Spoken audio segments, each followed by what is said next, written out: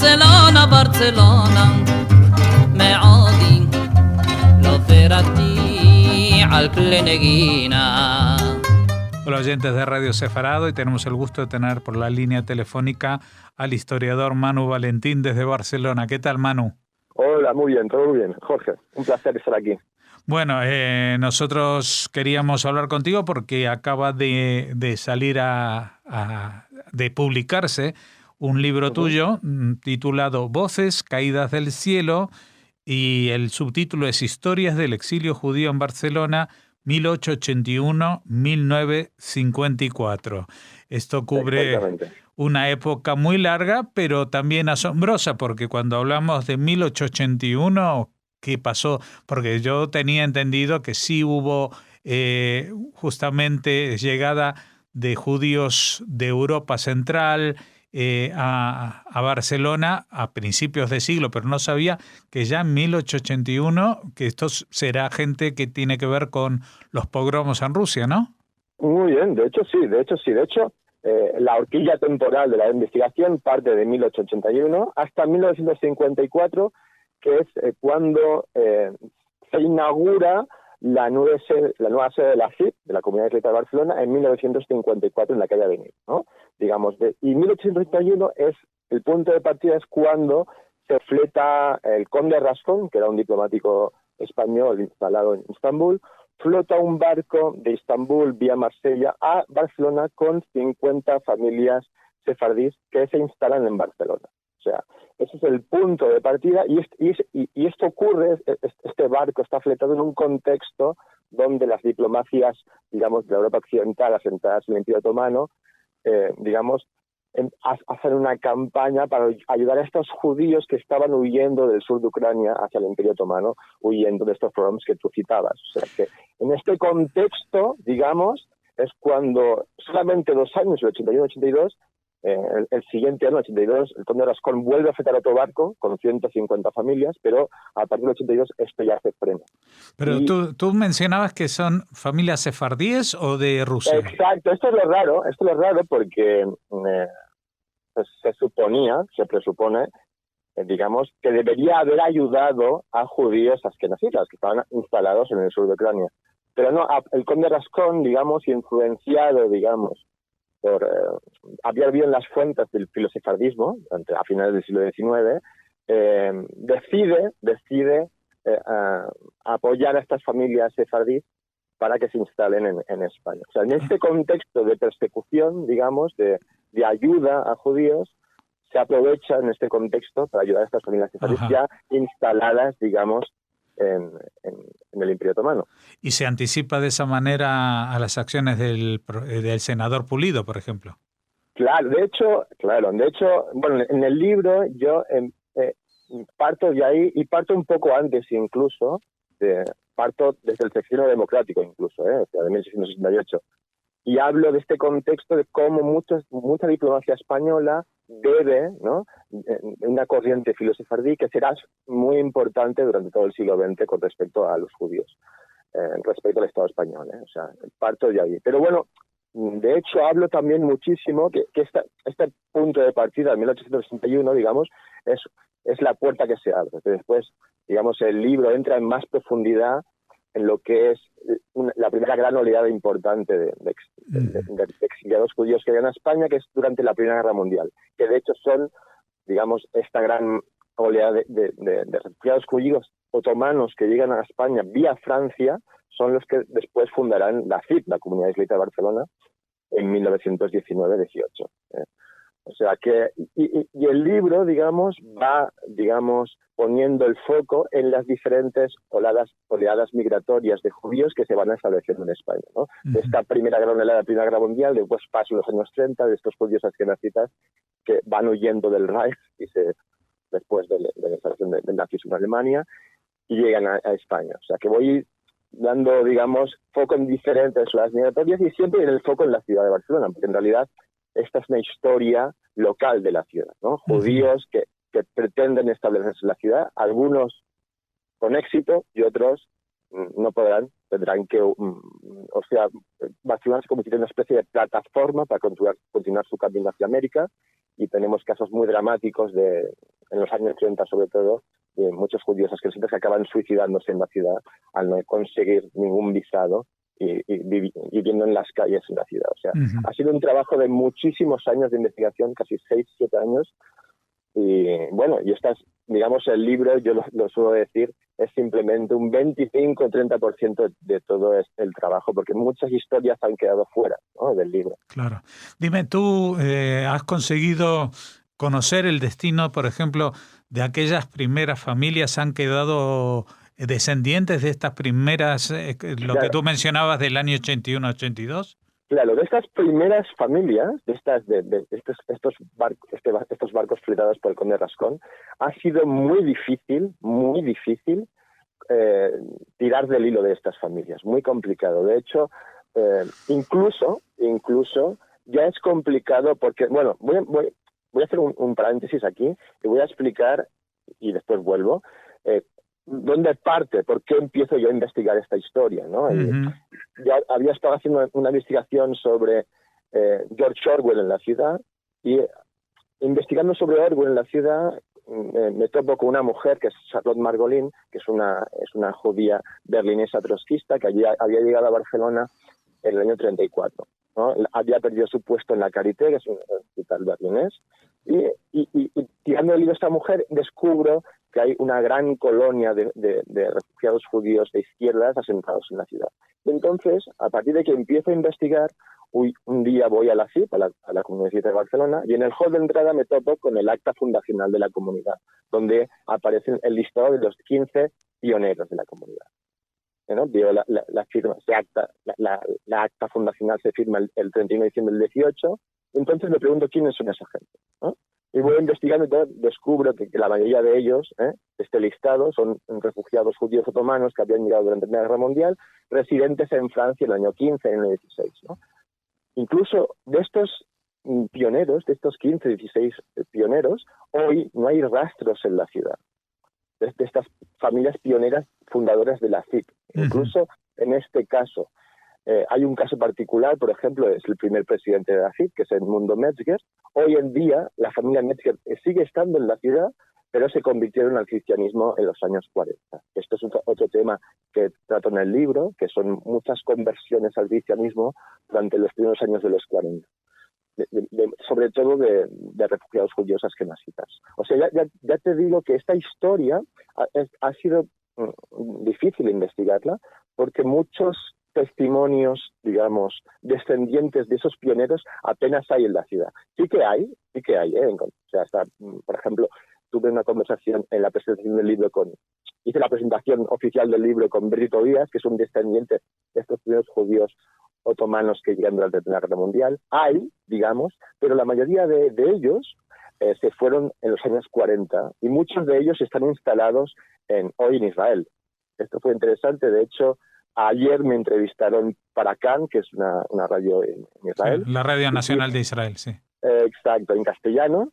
Y hice un llamamiento, porque yo conozco varias familias instaladas en Haifa, ¿no? En los Mizrahi. Bueno, hay varias familias que digamos que sus abuelos durante 20, 30 años se instalaron en Barcelona, ¿no? Y o sea que es una investigación que tiene las puertas abiertas aún, no la he cerrado, digamos, y hay muchas preguntas aún por resolver, digamos, muchas dudas. Y ahí estamos, o sea, yo sigo en el proceso. Bueno, te interrumpí por no haber hecho esta pregunta y bueno, ya has respondido en parte a que es muy difícil seguir el rastro de estas personas, pero entre aquellos que pasaron por Barcelona y luego ya se fueron, también habría algunos nombres más o menos destacados, ¿no? Claro, yo por ejemplo, en el libro, digamos, yo intento siempre, esa parte que me interesa más, intento explicar esta historia a través de historias familiares, a través de historias personales, ¿no? Digamos, y en el libro, por ejemplo, hay una historia de Margaret Michaelis, que es una fotógrafa judía, que llega a Barcelona en los años 30 también, y que se convertirá en un referente de la fotografía social. Después ella durante la Guerra Civil, digamos, exiliándose a Australia, y en Australia se convierte en un referente de la fotografía. Ya en Barcelona, Aquí hay una institución en los años 30 en Barcelona y en España, que es el GATPAD, que es como la Bauhaus, digamos, de España respecto a arquitectura, y será la fotógrafa oficial, ¿no? Digamos. Después explico la historia también de David Oliver, que es un cineasta berlinés también, ¿no? Que de nuevo se ve obligado a exiliarse, ¿no?, con la subida del nazismo, y en Barcelona funda una productora de zarzuelas, que es Ibérica Films, que tendrá un éxito rotundo tanto en España como en América Latina. Y así, digamos, muchas historias, ¿no?, con un peso muy con un impacto determinante en la historia de la ciudad. Y después, si me hablas de gente famosa hoy en día o con repercusión hoy en día, por ejemplo, está la historia de los Palazzi, ¿no?, que son los futuros creadores de Pronovias, ¿no?, que forman parte de este exilio de la Primera Guerra Mundial, ¿no?, de estos judíos otomanos que llegan a la ciudad, que se instalan, la familia empieza con la compraventa, ¿no?, porque cuando estos judíos otomanos llegan a la Primera Guerra Mundial, se dedican primero, la mayoría de ellos, a la compraventa, la venta ambulante alrededor de los mercados, y sobre todo en el mercado de San Antonio, ¿no?, en los encantos del mercado de San Antonio. Y poco a poco, en los años 20, pues las cosas irán mejor, abrirán sus tiendas, y es el caso, por ejemplo, de los Palacios. Yo recuerdo hace unos cuantos años haber entrevistado a un señor muy mayor que vive en Italia desde hace mucho tiempo y que él proclamaba ser el primer judío nacido en la Barcelona moderna, ¿no? En serio. Eso te decía. Sí, pero que tenía unos 90 años, por lo menos era de los judíos vivos, por lo menos se supone. Y él me contaba de que, bueno, de que su familia, por ejemplo, al principio veían con buenos ojos incluso al franquismo por su lucha, digamos, anticomunista, pero que cuando entraron en Barcelona, en la ciudad, vio como las falanges destruían las sinagogas y quemaban los libros sagrados, claro, y todo eso, y entonces ahí entendió que la cosa no era tan buena como... Claro, este es un tema muy delicado que trato también en el libro y también muy triste, ¿no? Porque yo me he dado cuenta que hay como una especie de mito, ¿no? Este mito de que Franco ayudó a los judíos, y tristemente está presente en algunas familias que creen, ¿no?, que Franco las ayudó, pero la historia nos dice otra cosa, ¿no? Cuando entran las tropas franquistas a Barcelona, asaltan las dos sinagogas. En la ciudad en ese momento habían dos sinagogas, Agudat Tahim, que era una comunidad vinculada en el barrio del Poblasec y San Antoni, que era una comunidad casi exclusivamente de judíos otomanos, que desaparecerá para siempre, y después la CIP. Ambas dos son asaltadas, todo el material, todos los documentos, ¿no?, todo el mobiliario, digamos, es saqueado y se llevan toda la documentación a Salamanca, digamos. De hecho, la CIP y la UATM se cerrará, y no será mucho después, ¿no?, en el año 47, cuando de nuevo la CIP abrirá sus puertas y Agudat Tahim jamás volverá a existir. O sea, yo en el libro explico el caso, por ejemplo, es un caso muy emotivo, es el caso de Mauricio Palomo. Es un niño nacido, un niño judío, sus papás venían de Bursa y eran los años 20, y explica, tenía 16 años, cuando en el año 40 llaman a la puerta de su casa en el Poblasec dos agentes de policía secreta y se llevan a su padre José Paloma, y se lo llevan a Miranda de Ebro. Y jamás hubo juicio, no hubo, la detención fue una detención sin motivación alguna.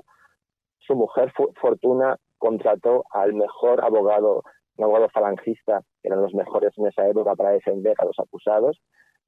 Jamás tuvo resultado, ¿no? Se dejó mucho dinero, y al final, gracias a la Joint y los hermanos Sequerra, pudo negociar con el gobierno franquista una salida, digamos, del campo, con la condición de que saliera de España. Y esto lo explica Mauricio Palomo, ya emigran, ¿no?, se van a Haifa, y Mauricio Palomo se convertirá en Moshe Yanai, así es como se llamará, digamos, en Israel, y se convierte en periodista, y se convertirá en corresponsal de La Vanguardia en España. Y hay un artículo en los años 80 donde él explica, una historia muy emotiva, donde él explica que él fue expulsado, que su familia nuevamente fue expulsado después, ¿no?, la primera expulsión de 1992, de nuevo su familia de nuevo intentando establecerse en Sefarad, digamos, es nuevamente expulsada sin ningún motivo, porque el señor José Palomo no militaba en ningún partido político. Él lo que hacía es fabricar sombreros, y eso es a que se dedicaba, y lo detuvo. Y entonces Moshe Sinai explica que no es el único caso, que conoce muchos vecinos que, como ellos, fueron expulsados de nuevo, ¿no? Ujú. Y esta es la historia, ¿no? Bueno, si Y no esta es me... la historia que quiero explicar, ¿no? Porque además desde el testimonio es mucho más fuerte, porque en el libro aparecen partes de las memorias de Moshe Yonai, ¿no? Explicando esto, ¿no? Cómo fue tratada su padre y su familia. Ujú. Al principio nos hablabas también de incluso de casos de gente que se suicidó. Sí, de hecho, esto es un caso increíble, ¿eh? En los años 30, lo he explicado antes, ¿no? En esta gran oleada de refugiados judíos que huyen del Reich, pues bueno, que van a Bélgica, a Francia y también a España, ¿no? También en ese momento Barcelona se convierte en un destino como provisional, ¿no? Porque su gran objetivo de estos refugiados sigue siendo América, México, Argentina, ¿no?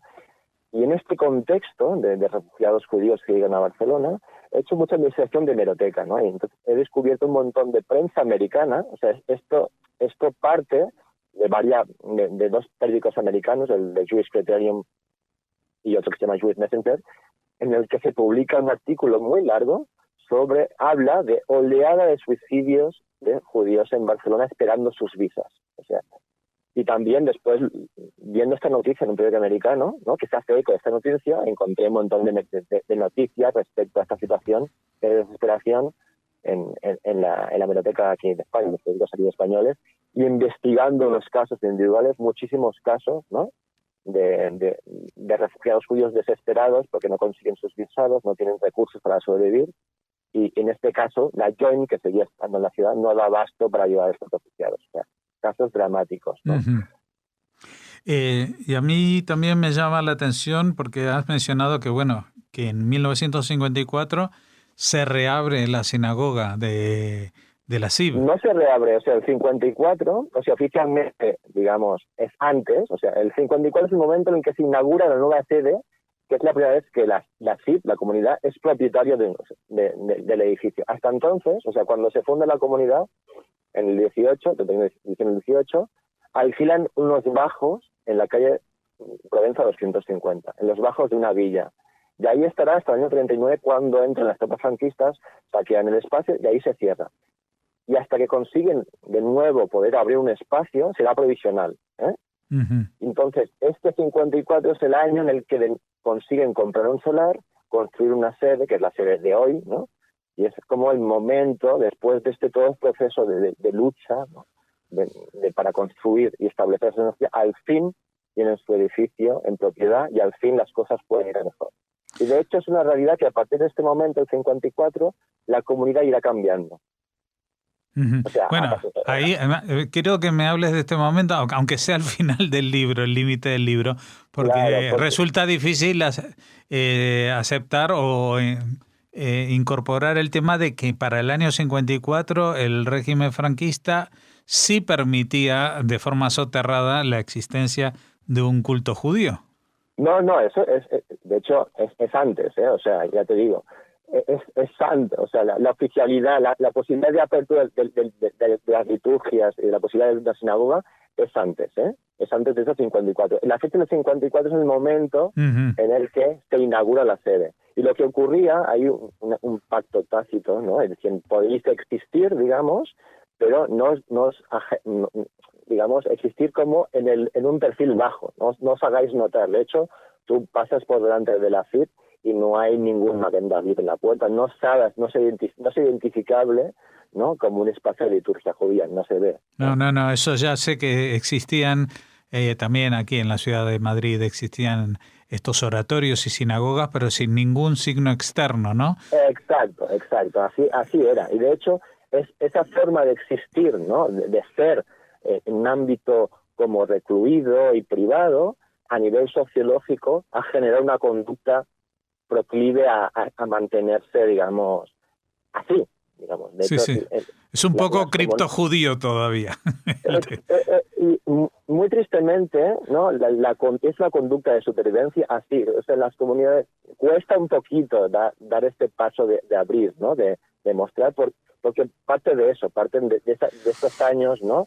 Claro, digamos, en un Estado nacional católico no ha sido fácil, digamos, no ha sido fácil. Uh-huh. No, lo interesante aquí que yo, digamos, me paro en el 54, pero bueno, a partir del 54 han pasado muchísimas cosas con respecto a la comunidad judía en Barcelona, que no trato en el libro, pero sigue siendo muy interesante, ¿no? O sea, de hecho, hoy en día, la CID, por ejemplo, está formada en su mayoría, o sea, su mayoría, de estos judíos magrebíes, ¿no? Que llegan en los 50, de hecho. O sea, que hay mucha historia aún por explicar. Uh-huh. Bueno, eso será en el próximo libro, supongo yo. De momento, este está editado por la editorial Comanegra y pone aquí, y el Ayuntamiento de Barcelona. Exacto, está coeditado, es Comanegra y coeditado por el Ayuntamiento. Ya te digo, no, esto es una historia de la ciudad, es una historia de la comunidad judía en la ciudad, pero explica la historia de la ciudad a través de esta historia judía, ¿no? De estos judíos que luchan por establecerse de nuevo en la ciudad. Bueno, así que vamos a dar los datos. Apunten el nombre del libro, se llama Voces Caídas del Cielo. Hombre, todavía existen tiendas de libros, pero también es mucho más sencillo pedirlo por internet. Esto es un libro físico y está en español, o sea que lo puede leer mucha gente en muchos lugares del mundo. Así que se puede comprar por Amazon o directamente a través de la editorial, pero tú en Amazon lo puedes comprar y ya.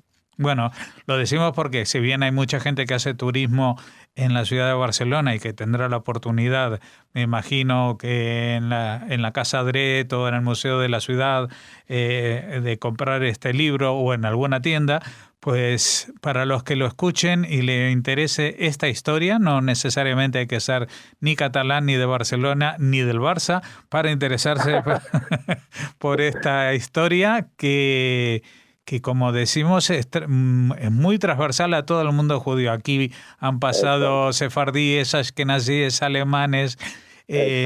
Barcelona, como siempre, ha sido una ciudad muy abierta. Todo esto es muy interesante, pero claro, lo más interesante es que en este libro no solamente hay palabras, también hay imágenes que les dejarán con la boca abierta. Así que invitamos a todos los oyentes, les recordamos otra vez, Voces Caídas del Cielo, y el autor Manu Valentín, que es quien nos está hablando ahora mismo. Muchas gracias por atendernos, Manu. Gracias a ti, Jorge, un placer. Oh, Barcelona, Barcelona, معادي لو فرتي على الكلينجينا